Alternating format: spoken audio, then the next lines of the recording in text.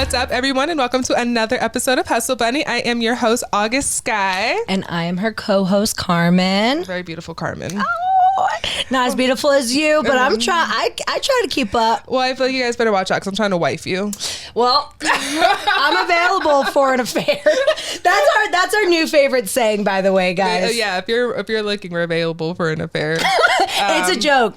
Nicole, yeah, kind of. Nicole Richie, circa 2006. If you know, you know. If you know, you know. But it's always nice to be back in the studio with you. Yeah. Always drinking a little douce, a little some to wet the whistle. Wet the whistle. Wet the whistle. I'm getting those like that. You know what I mean? Well, whenever we drink the dark stuff, I think the dark side comes out. The dark side comes out, but we always hear stories of how funny we were.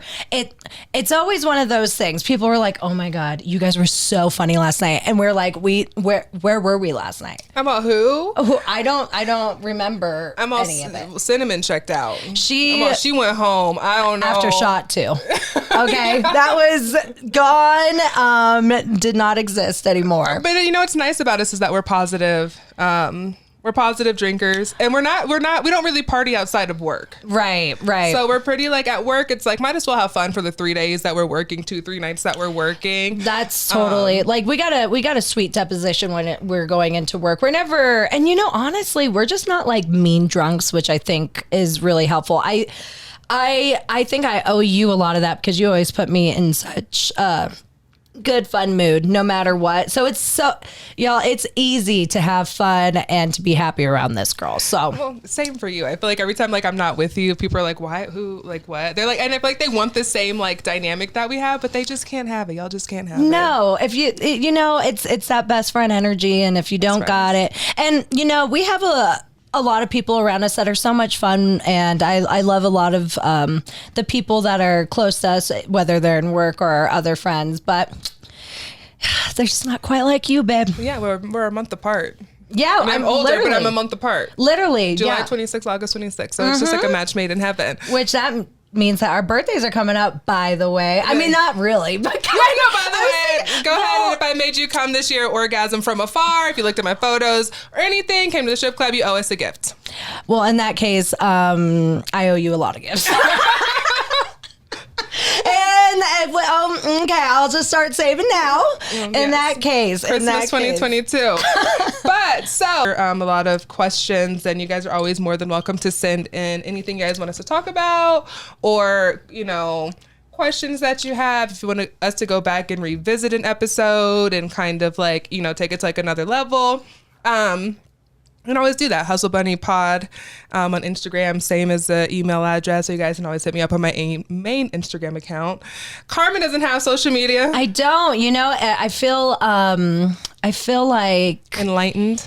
I think I can live through my bestie right here, because she gets to show me I don't need one. I don't need anything because she has enough. You.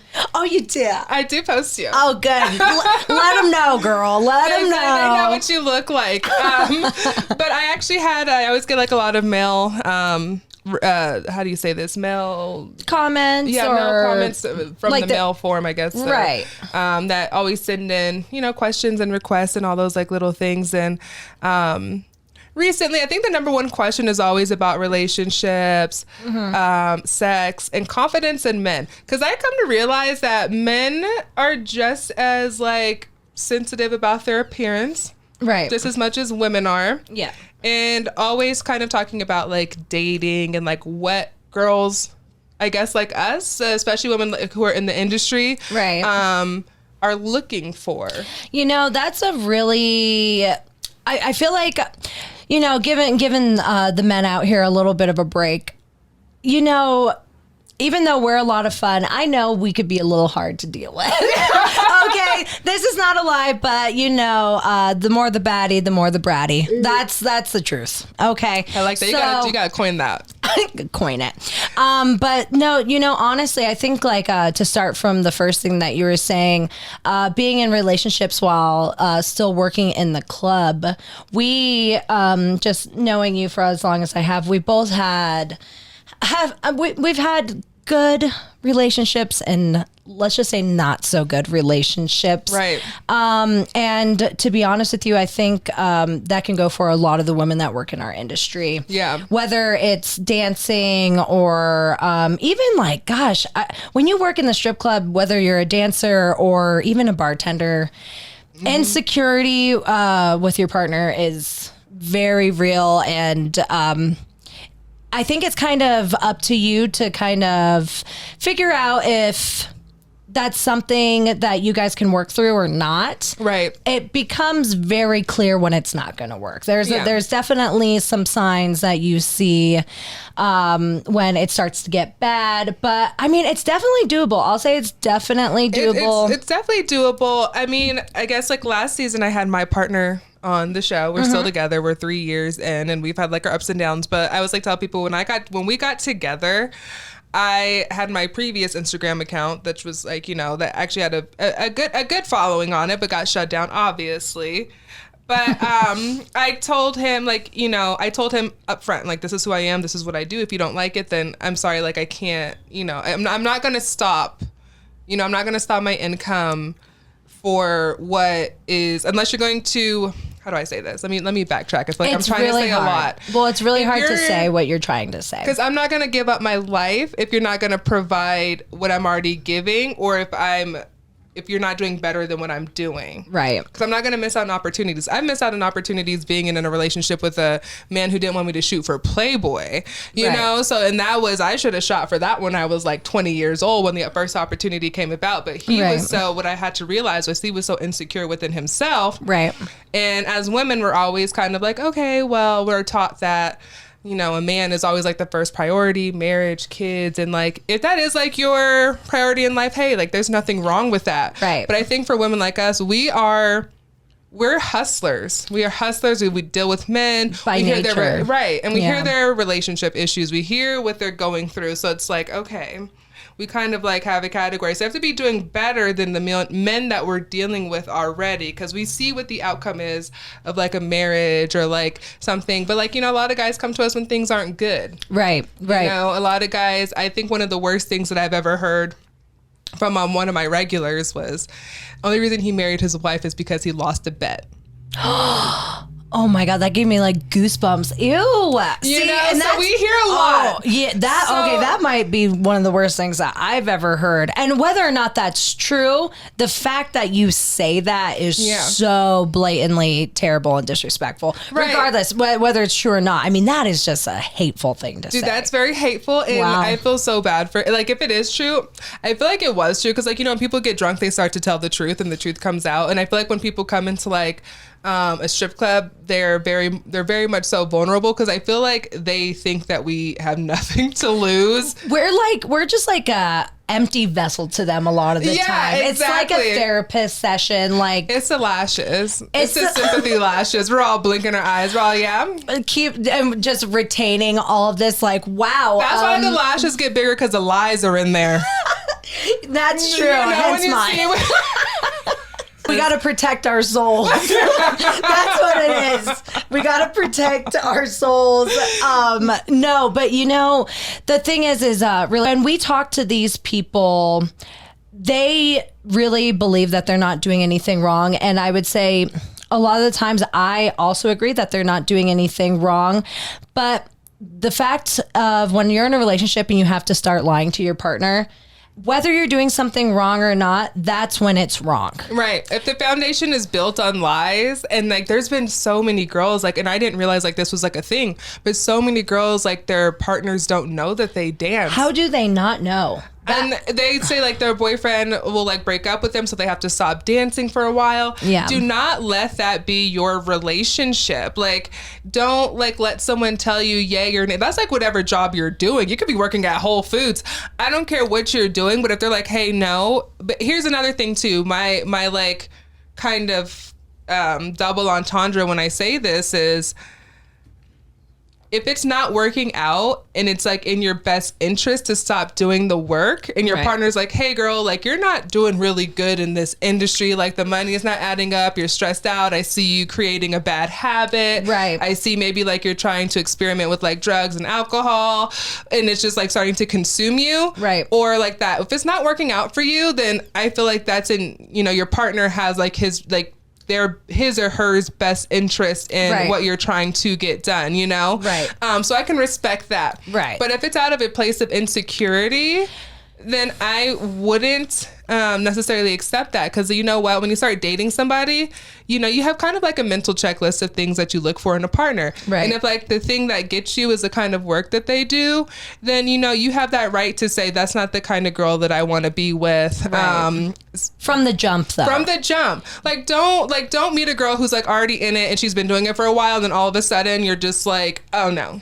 Then instead of telling her you should quit, you should leave. Yeah. You should find somebody that is doing something else that you like. Yeah. And you know, that's not necessarily like your right to say, but you know, it's everybody's right to date who they want to date. Yeah. And you know, if you don't like that the girl is dancing, then you shouldn't be with a dancer. Because you know, it's kind of a fucked up thing, because I think a lot of men that think about dancers, even though some of them may think that we're kind of vulnerable or whatever, I think a lot of them think that we're extremely confident because we're able to get on stage and be naked. I feel like it's almost kind of like a turn on too. They're like, that girl is so confident with it being in herself, of just like being here in a crew, in a room full of men and women and people, and just putting on a live show. Yeah. And it does take a lot to do that, to actually like put your body out there and just say like, this is who I am. I got stretch marks. I got scratched by my cat. I got, you know, I may be like on my period or something like that. You know what I mean? And you just have to go your worst day, your best day. You might have ingrown hairs. It doesn't matter. You are still putting yourself out there. And I feel like that in itself tells you what kind of woman you're getting yourself into. This woman is confident. This woman has nothing to lose. And I feel like a lot of us, the end goal is to get out of this industry, right? Or taking your finances and investing in yourself. Right. And you can still, like, if you do want to have like the wife and or the husband and kids in the minivan, there's nothing wrong with that. And I always like try to tell people that too. You can live that life. Just because you were a dancer or a dancer doesn't mean that you're this crazy degenerate. Yeah, you know? Exactly. And I think for the men, I think the biggest thing is just kind of understanding your partner, understanding that it's work.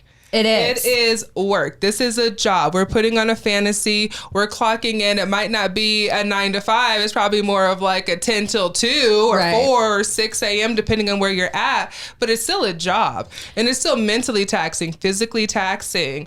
It is like a lot of attention. Like, it is hard to like see for a man to see like his girl getting a lot of male attention. That was probably like the biggest hump in my relationship, was getting through like the idea of having a regular. I think is probably the hardest, because I'm not going to sit here and lie to you. I would be pretty upset if I saw girls texting my boyfriend, regardless of what it is. But in that same scenario, that's when you have to explain and be really truthful and honest and say, this is exactly what it is.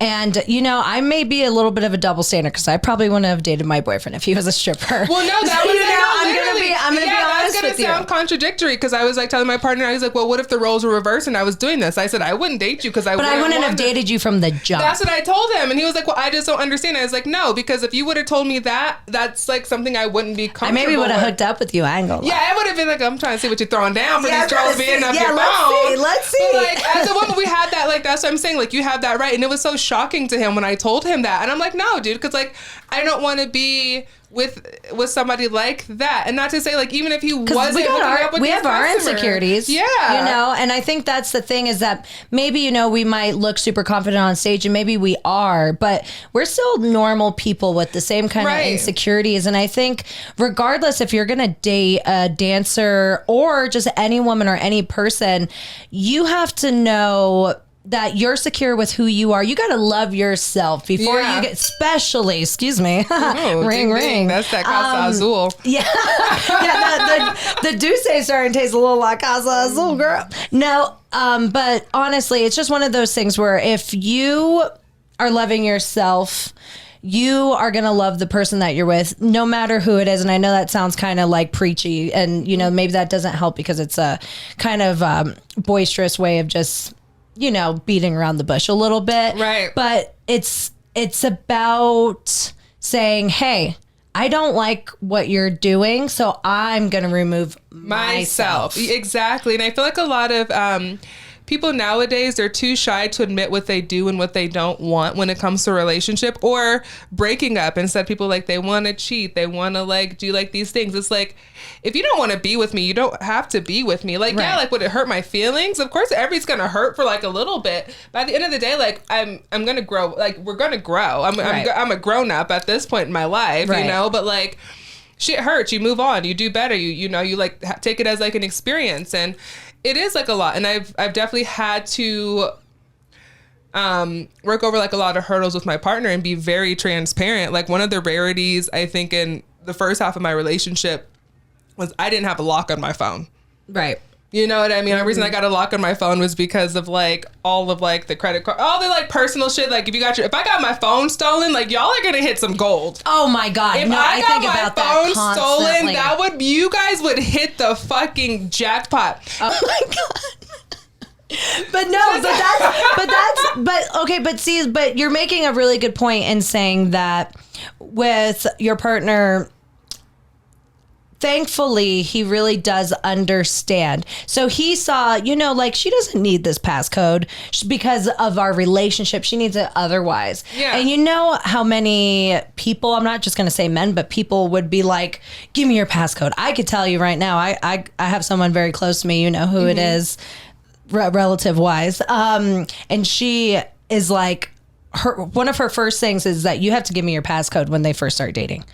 And I'm like, that is something else. Well, then you're already starting. You know what it is? It's like the boy who cries wolf. Like, when you are creating a scenario in your head, your scenario is going to come to life. If you always think your partner is doing something, you know what? I'm this kind of person. If you keep accusing me of doing something, you're going to push me far enough to where I'm actually going to do it. You're putting that energy out there. It's not being deceitful. It's about like putting that energy out there by saying it's almost like very slowly pushing someone off a bridge. Right. And it almost becomes resentment. But you know, that's, in all honesty, that is going to be anybody. But I think it's extremely hard for women like us to date a good guy, because I'll tell you what, there's a lot of guys that come into the strip club that, you know, think that they're going to start being a pimp. Right. Or they're drug dealers, or they're quote unquote hustlers, and they want you to be a part of their scam of some way. And you know, that's the bad part that I'll tell you about, because a lot of these men, my mom, she's so funny. She always says, man, these homeless men are so romantic, because I start dating a guy that doesn't have a house or doesn't have an apartment. She goes, these homeless dudes that you talk to sure are romantic. And I'm like, damn. Yeah. You're providing them with a lifestyle. I didn't think about that. I didn't. Bobosexual. Is that a new thing? Bobosexual? Bobosexual. That's even worse. Bobo would be better. Bobo would be better. Now I'm going to say that to somebody this weekend. Now they're going to be mad. Now we got to fight. Well, just bring out the Douce. Just bring out the Douce, swing it on them. Hobosexual, though. That's what it is, though. Because you know what? If you were looking for an escape route, and all you have is fucking, you're going to play my Xbox and play the game all day. Eat my food. And then think that just throwing down some dick is good enough. While I go out in here and I work and just anybody. That's male or female, too. But hey, look, I know, like, when you're sex working and you're a sugar baby, whatever. But if you're just like a regular ass chick, or dude. Yeah. And I know guys are supposed to like supply for women, but like, you know, if your boy is working at like Red Robin and you want a fucking Louis Vuitton bag, babe, that ain't gonna add up. You know, the thing is too, is that I think in relationships, you have to respect your partner. And if your partner is working hard and they're putting in the work, you know, be realistic. And how about I honestly, throughout the things that we've been through, I know more than anything, we're just thankful when someone works for us or shows up for us or stuff like that. Like for me, like shit, girl, you know, both of us, you've got gifted a car. I still got active credit cards out here, girl. Yeah, so we know the guys we've dated. But so that's always an option. But here's the thing. The flowers, those kind of things. It's the fact that so the biggest thing everyone probably assumes, like the number one thing I always get is like, you probably date basketball players, football players, you're out here dating this, that, and the other. Let me tell you something. I've tried it, I've done it, hated it. Right. Not because it was like something that I was seeking. This was before I was like even like in anything. I was probably 18, fresh into college. I was bartending at Benihana's. All these guys would come in. Right. You know, this before there was contour and all that shit where guys are going to come in, they're going to ask you out. So I never sought it out. This was before contour and lashes, right? Before contour and lashes, this funny. Was just like a thing. I never sought it out. It always came to me. And I hated it. I absolutely fucking hated it. I will say this. I remember like the first time I went out with I paid for the meal.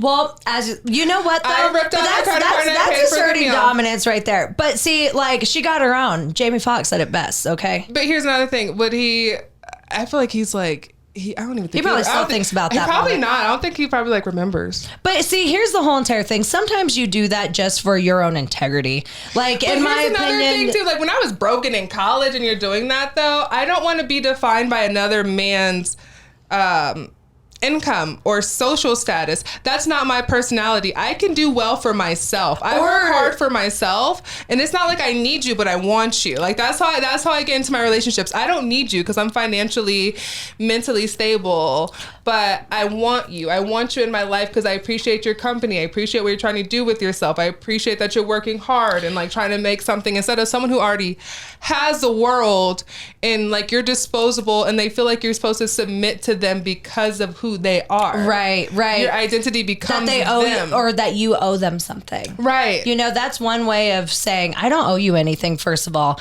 I'm here because I want to be here, not because of just what this is. And I think that's just the kind of people that we are, and a lot of girls that work in our industry are, is that we just assert a lot of dominance. And I think, I'm not going to say it's all stemmed from trauma per se, but there's a lot of things that why we became who we are is because we wanted our own money, so things that were bad wouldn't happen to us anymore.